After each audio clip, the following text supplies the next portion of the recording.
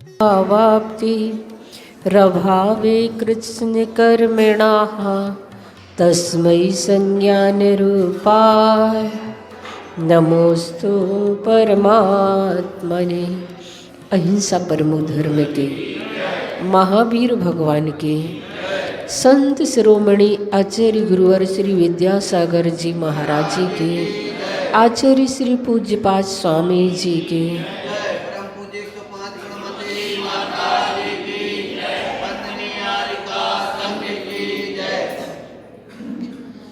आज हम समझेंगे कि स्वानुभवी शुद्धोपयोगी उनके क्या चिन्ह हुआ करते हैं, उनकी पहचान क्या होती है। क्योंकि कुछ लोग ऐसे हैं जो अपने जीवन को अशुभोपयोग में व्यतीत करते हैं, कुछ लोग ऐसे हैं जो अपने जीवन को शुभोपयोग में व्यतीत करते हैं, और कुछ ऐसे साधक होते हैं जो शुद्धोपयोग में तल्लीन होते हैं। तो जो शुद्धोपयोगी स्वानुभवी होते हैं उनकी बात यहाँ पर बताई जा रही है कि वो कैसे अपने आप में डूबे हुए होते हैं। उनके बाहर की दुनिया से कुछ भी लेन देन नहीं होता है। किस प्रकार से वो अपने आत्म तत्व का चिंतन मनन करते रहते हैं। गाथा है, इच्छत्येकांत संवासम निर्जनम जनितादराः निज कार्य वसात किंचि दुक्ता विस्मृत द्रुतम। कहा जा रहा है निर्जनम, निर्जन स्थान में है जहाँ पर किसी मनुष्यों का आना जाना नहीं होता, जहाँ पर किसी मनुष्यों का संचार नहीं होता है। ऐसे भयंकर निर्जन स्थान में जनितादराः, जिसे अच्छा प्रतीत होता है, जिन्हें ऐसे एकांत में रहने में अपने आप में सुख की प्रतीति होती है, ऐसे अनुभवी पुरुष एकांत में संवासिच्छति, रहना पसंद करते हैं, रहना चाहते हैं।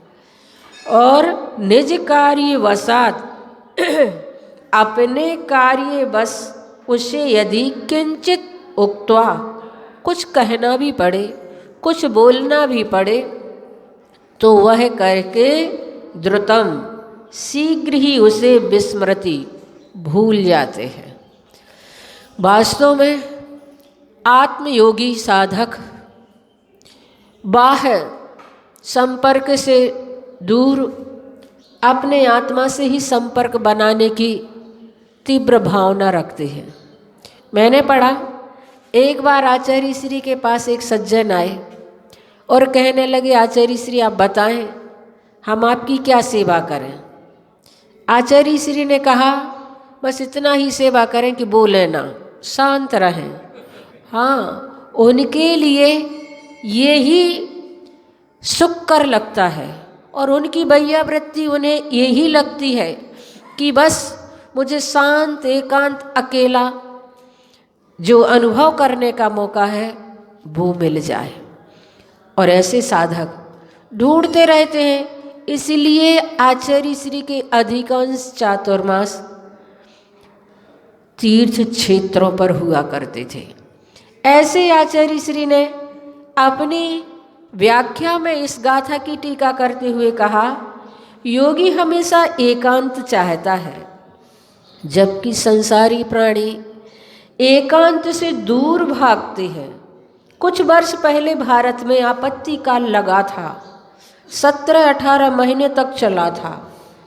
उस समय 48 व्यक्तियों को जेल में बंद किया गया था। जिनके ऊपर संदेह या अविश्वास था उन्हें ऐसे कमरे में बंद कर दिया जाता था जहाँ पर किसी बाहरी व्यक्ति से संबंध न हो सके, कोई पत्र पत्रिका वहाँ ना पहुँच सके, प्रकाश में भी ना पहुँच सके, उनको भोजन देने वाले का मुख भी जहाँ से दिख ना सके, ऐसा महीनों तक एकांतवास का अनुभव कराया गया था। उसे उन्होंने सबसे बड़ा दंड समझा था। एकांतवास में रहना संसारी प्राणी के लिए सबसे बड़ा दंड व्यवस्था बताई गई थी।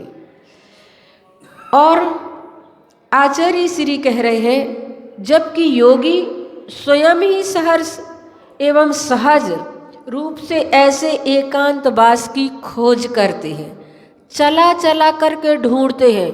इसीलिए आप लोगों ने देखा होगा संवेश शिखर में पार्श्वनाथ भगवान कहाँ कौन सी टॉक पर जा कर के बैठे हैं। जो वृद्ध चढ़ नहीं पाते हैं और परेशान हो जाते हैं, वे भगवान को उलाहना देते हैं, भगवान नीचे से मुक्त चले जाते तो आपको कौन सी परेशानी हो जाती। हमारे लिए तो आपके दर्शन कई बार करने के लिए मिल जाते। लेकिन वास्तव में ऐसे ही निर्जन वन को आत्म साधक खोजते हैं। तो यहाँ पर कहा जा रहा है कि उनका एकांतवास आपत्ति काल रूप नहीं माना जाता। साधुओं का जो होता है वह दंड रूप नहीं समझा जाता। योगी तो ऐसे आपत्ति काल का स्वयं वर्ण करते हैं। एकांतवास में आत्म साधना करने वाले योगी प्रशंसनीय होते हैं। जो ऐसे जंगलों में जाकर के अपने आप में लीन और तन्नीर रहते हैं, दुनियादारी से जिन्हें कोई मतलब नहीं होता है, वास्तव में तपस्वी सहा प्रशस्यते। आचार्य समंतरबद्ध स्वामी ने यही तो कहा है। तपस्वी कौन हुआ करते हैं? जो विषयासा वशातीतो निरारंभो परिग्रह, किसी प्रकार का आरंभ नहीं, किसी प्रकार का परिग्रह नहीं, ज्ञान ध्यान तपोरक्ता। साधु की शोभा तो यही हुआ करती है, साधु की शोभा तो यही मानी जाती है। इसीलिए कहा है तपस्वी साहा प्रशस्यते। आचार्य श्री कह रहे हैं तपस्वी की शोभा तो वही मानी जाती है। योगी ऐसे आपत्ति काल को स्वयं वर्ण करते हैं, एकांतवास को स्वयं चयन करते हैं। कोलाहल में रहना पड़े तो योगी सोचते हैं कि यहाँ तो कोलाहल है, यहाँ कोई हल नहीं है, हमारी समस्या का कोई हल नहीं निकलेगा। जहाँ कोलाहल है वहाँ कोरा हल है, हमारी समस्या का हल नहीं निकलेगा। यह कोलाहल तो पंचेंद्रिय के विषयों की अपेक्षा से मन को प्रसन्न करने का साधन मात्र है, अर्थात मनोरंजन का साधन है, आत्मरंजन का साधन नहीं हो सकता है। इसलिए आप लोग भी एकांत में जाकर देख लो, वहाँ समस्त संबंध टूट जाते हैं, मन अपने आप शांत हो जाता है। जब कभी किसी भी मानसिक अशांति आपके मन में होती है या कोई मानसिक तनाव होता है, तो डॉक्टर सर्वप्रथम यही सलाह देते हैं कि इनको एकांत में विश्राम की आवश्यकता है। इनके साथ कोई भी बातचीत ना करें, बार बार उनके पास स्वास्थ्य के बारे में चर्चा ना करें। प्रायः करके जो योगी होता है उसके पास जो भी मिलने आते हैं, जो रोगी होता है, जो भी उनसे मिलने के लिए आते हैं, वे सभी एक ही बात पूछते हैं कि आप ठीक हैं, आप ठीक हैं। ऐसा सुन करके आपका स्वास्थ्य कैसा है, हाउ कहते कहते उनका सिर और दर्द हो जाता है। आचार्य श्री का कहना है कि ऐसा इसलिए वहाँ पर माहौल बनाए ताकि हम अपनी औपचारिकता भी पूर्ण कर लें और रोगी भी स्वस्थ रहे। अपना कर्तव्य है कि उसकी औषधि चल रही है तो आप लोग भी औषधि के योग्य वातावरण तैयार करो, अर्थात उससे बातचीत मत करो, वहाँ के वातावरण को शांत बनाए रखें। अन्यथा रोगी के मन में भी विकल्प होंगे कि आप कौन हैं, कहाँ से आए हैं, क्या कर रहे हैं, वहाँ जाओगे, कहाँ जाओगे। इन विकल्पों के होने से आप ही कारण बनेंगे। उस रोगी के मन में आया ये कौन है, कहाँ से आए हैं, इन्होंने पूछ लिया, वो नहीं आए पूछने के लिए, उन्होंने नहीं पूछा, तो कई प्रकार के फिर उसके मन में विकल्प हो सकते हैं। इसीलिए आप कारण बनेंगे, उसके विकल्प में तनाव बढ़ेगा, फलतः स्वास्थ्य भी बिगड़ सकता है। अब आप ही बताइए कि आप तो उसके स्वास्थ्य का समाचार लेने गए थे, लेकिन आपकी ही चर्चा से यदि कोई ऐसी बात आ जाए जिससे वह घबरा जाए तो क्या मतलब। फिर भी लोक व्यवहार के नाते आपका आना जाना पूछताछ करना होता है, करिए, लेकिन विवेक के साथ करिए। आपके निमित्त से यदि रोगी को कुछ सोचना पड़ेगा तो उसमें भी मन का श्रम होता है। इसलिए जहाँ पर कोलाहल ना हो वहाँ पर औषधालय या अस्पताल निर्मित किए जाते हैं, बिल्कुल शहर से बाहर। प्राकृतिक कोलाहल मानसिक तनाव पैदा करता है, किंतु वह तो संगीत का काम कर सकता है। प्राकृतिक कोलाहल में कोलाहल भी निकल सकता है, सिंह गर्जना भी एकांतवास बनाए रख सकती है, लेकिन नरसिंहों की गर्जना विकल्प पैदा करने वाली हो सकती है। इसलिए योगी हमेशा एकांत में ही वास करते हैं।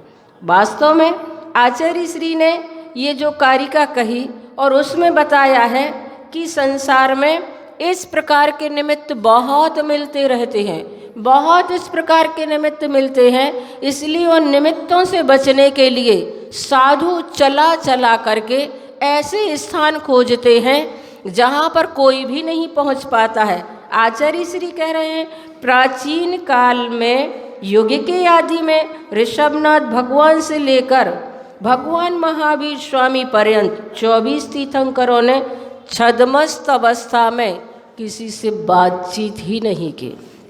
जैसे ही दीक्षा लेते हैं उनका मौन शुरू हो जाता है। जब उन्हें केवल ज्ञान होता है तब उनकी दिव्य ध्वनि खिरती है। आचार्य श्री यहाँ बता रहे हैं कि छद्मस्त अवस्था में किसी भी श्रावक से चर्चा करना तो दूर, उनको आशीर्वाद भी नहीं दिया। किन्होंने? 24 तीर्थंकरों ने। बात करना तो दूर, आशीर्वाद भी नहीं दिया। यहाँ तो किसी की तरफ नहीं देखो तो बात नहीं करो तो आशीर्वाद नहीं दो तो लोग कहते हैं महाराज तो हमारी तरफ देखत तक नहीं आ। शिकायत हो जाती ना, महाराज तो हमारी तरफ देखत तक नहीं है। आचार्य श्री बिल्कुल आपके पूरे शब्द बहुत अच्छे से सुनते हैं कि आप क्या बोल रहे हैं। हमसे तो कुछ बोलत तक नहीं आ, अरे आशीर्वाद तो देत नहीं आ, अरे तीर्थंकरों की ओर देखो पहले तो लगता है कि धन्य है। कैसी होती होगी मुनियों की चर्या, साधुओं की चर्या, कैसी निरीह चर्या करते होंगे। उनकी वीतरागता कितनी अनूठी और अनोखी होती होगी। यहाँ तो उपदेश भी देते हैं, आशीर्वाद भी देते हैं, चर्या भी करते हैं, फिर भी शिकायतें बनी रहती हैं। क्या करूं, पंचम काल की बात है, फिर भी श्रावकों के अनुसार ही साधु चर्या करे, ऐसा तो नहीं हो सकता। तत्व चर्चा हो तो फिर भी समय को देखते हुए की जा सकती है। पश्चात उनसे कहना ही पड़ेगा कि चलिए अब मेरा समय हो गया है, तभी अपनी साधना हो सकेगी। अन्यथा हम जिस लक्ष्य को लेकर के आए थे उस लक्ष्य को प्राप्त नहीं कर पाएंगे। तो यहाँ पर बहुत सारा आचार्य श्री का इसमें प्रवचन है। इस गाथा पर आचार्य श्री बहुत बोले, बहुत उनका अच्छा लंबा प्रवचन है, पर अपना समय हो रहा है। मेन मुद्दे की बात जो यहाँ पर कही जा रही है, मैं आप लोगों से सिर्फ इतना ही कहना चाहती हूँ कि साधु हमेशा इच्छत एकांत, हमेशा उनकी इच्छा होती है कि मुझे ऐसा स्थान मिले, ऐसा समय मिले जिसके माध्यम से कुछ हम कर सकें। भले ही भीड़ नहीं होती है, एक व्यक्ति भी बैठा रहता है तो उपयोग लगता तो है कि ये क्यों बैठा है, किस लिए बैठा है, इसे क्या कोई चर्चा करना है, कुछ करना है, तो फिर मन स्वाध्याय में नहीं लगता, फिर मन जाप में नहीं लगता है, फिर मन माला में नहीं लगता है, उपयोग चेंज होता ही होता है। इसलिए आचार्य श्री का कहना होता है कि जहाँ साधु बसती का होती है वहाँ सिर्फ नमोस्तु वंदामी तक ही आवश्यक होता है। उसके बाद अगर तत्व चर्चा करना है तो कोई विशेष समय होता है, और अन्य समय अगर आप बैठे हैं तो इसका मतलब है कि आप उनकी साधना में विघ्न डाल रहे हैं, आप उनकी साधना में क्या हो रहे हैं, बाधक बन रहे हैं। वो नहीं कहेंगे, वो क्या कहेंगे, थोड़ी कहेंगे कि भगवाचार्य श्री कहते मैं ना किसी को बुलाता हूँ ना मैं किसी को भगाता हूँ। लेकिन फिर भी अगर अपने माध्यम से इस प्रकार का होता है, इसलिए लॉकडाउन में वास्तव में इतनी शांति रही, इतनी शांति रही। बहुत सारे साधुओं की आप लोगों ने सुने होंगे कि इतनी नहीं तो होड़ रहती थी, वहाँ ऐसा हो रहा है तो अपन को ऐसा करना है, वहाँ ऐसा हो रहा है तो वहाँ ऐसा करना है, हर चीज़ में बिल्कुल होड़ चल रही थी। लॉकडाउन ने अपनी ओर आने के लिए विवश कर दिया है कि अपनी ओर ही जाना पड़ेगा, बाहर में कुछ भी नहीं होगा, कुछ भी नहीं होगा किसी भी हालत में। पहले लोग नहीं आते थे तो कितना प्रयास और पुरुषार्थ करते थे, कितने पैम्पलेट छपते थे, कितने सारे सब कुछ करते थे जनता को जोड़ने के लिए। और अब ये पुरुषार्थ और प्रयास चल रहा है कि कोई आए ना, कहीं से ना आए तो फिर मोबाइल में फिर वो डालना पड़ा, कोई नहीं आएगा, कहीं से भी नहीं आएगा, किसी भी हालत में नहीं आएगा। वास्तविक स्थिति तो यही है, वस्तु स्वरूप तो यही है कि वास्तव में हमें अपनी ओर आना है तो अपने बाहरी संबंधों को तोड़ना ही पड़ेगा। समय अपना हो चुका है। 9 बार कुंडलपुर के बड़े बाबा का जाप करेंगे। ओम ह्रीं श्रीं क्लीं ऐं बड़े बाबा अर्हं नमः।